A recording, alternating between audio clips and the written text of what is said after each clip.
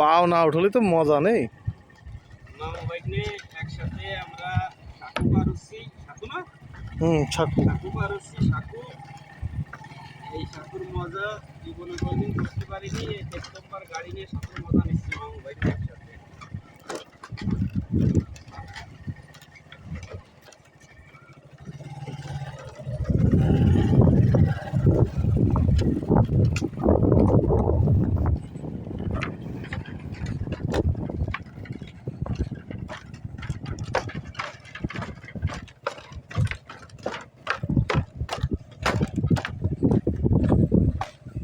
এই যে আমরা যে সাঁকু পার হলাম, ওই আছে সাঁকু, আর সাঁকুর মেন ব্রিজ আছে এই যে এইটা।